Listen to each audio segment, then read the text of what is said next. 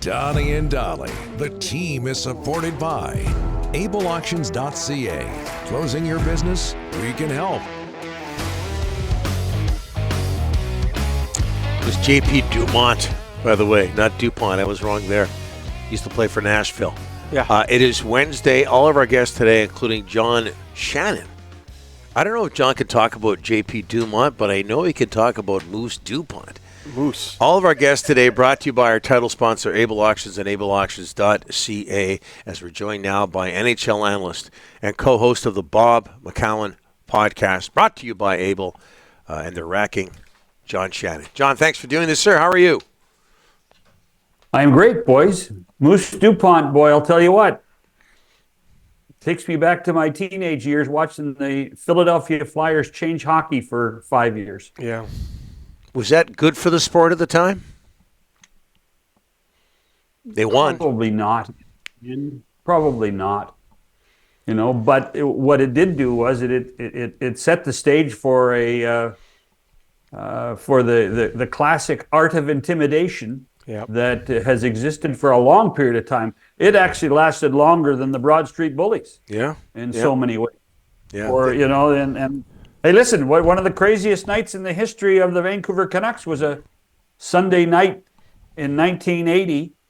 Flyers, Canucks. I think there were some lawsuits, Donnie, if you remember, way back then. Yeah. Goaltender by the name of Bob Taylor, among others, going into the stands at the Coliseum. Yeah. It was something. Imagine that today with social media. Like crazy. Memory serves me, that was the same weekend that the USA beat Russia and Finland to win the gold medal in Lake Placid. And so we were celebrating how great the game was at the Olympic, and we had 400 penalty minutes at the Coliseum. Yeah. Trust Vancouver to go completely against what's good for the game of of hockey. But I do remember that because the goaltender's name was Taylor, Bob Taylor. Well, and I can tell you what, just as a complete aside, you know who the Flyers laureate was at the time, and it made him very famous within Ed Snyder's world, was Gil Stein. Who became president of the NHL. He became the president of the National Hockey League for 7 months and then tried to put himself into the Hockey Hall of Fame. Yes, yeah. Well, I tried to do that with the BC Sports Hall of Fame, and I was successful. Well, I can get into the BC Hall of Fame because I can pay the $8 admission. Yeah. John, it was $8.50, I'll have you know. All right? Vegas over the Canucks 6-3. Canucks have lost 3 of 4. They're now just 5 points ahead. Well, they were going into it yesterday. 5 points ahead of the Oilers. Oilers have 2 games in hand. So what is not there with the Canucks right now versus what was there before the All-Star break? Well, I think you do have to pinpoint a little bit at Thatcher Demko. You know, and I also think that and Rick Tocchet has been adamant about this all season long, about process, to the point we were tired of hearing the word process, that teams do go through these, you know, these times of insecurity, these times of not being able to complete the task. It's happening at an inopportune time for the Canucks, but I'm not really too worried. Actually, the biggest thing for me last night was I actually think Nikita Zadoros was getting picked on. And you're going to laugh at me for saying no. Yeah, I agree with you. I think I think the league has created a different standard for somebody that big, and because one of those 2 penalties wasn't a penalty, and the other penalty I think was 2 minutes, not 5. John, Sidney Crosby, 16 points in his last 5 games. He's got the Penguins now within striking distance of the playoffs. He has not scored 16 points in 5 games since 2013. Unbelievable. He's got 84 points. He's putting that team on his back and saying, let's march to the playoffs if we can do it. And I believe that's now 19 seasons of a point a game. That's it. Yeah. Which is remarkable. Yep. Remarkable feat. I think only Wayne has done that. So that tells you how good Crosby has been. There's a lot of pressure on Sidney Crosby this year in so many ways because when they made the change in management and Kyle Dubas took over, part of this whole thing to hold this group together one more time, Letang and Malkin particularly, was on the assistance of Sidney Crosby. And he thought they deserved one last chance to go the distance. So when we looked 6 weeks ago and the Penguins were floundering, a lot of people were saying, well, Sid got what he wanted. And I think he's taken that responsibility to heart and has done a magnificent job. You know, they weren't happy that Jake Gensel got traded at the time. And I think that put them in a bit of a funk.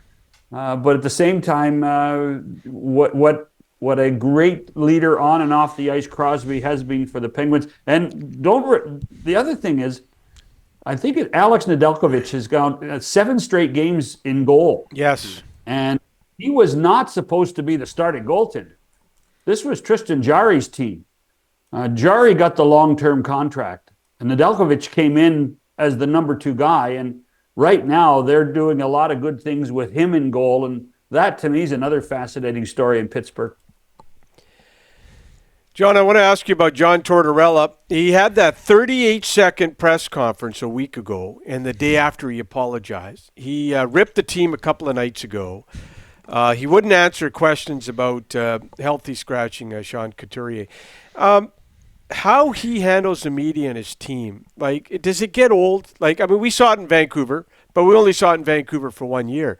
But I'm seeing a lot of people come out and saying, look, this guy is just not – this is not right the way he handles the media and then he handles his players.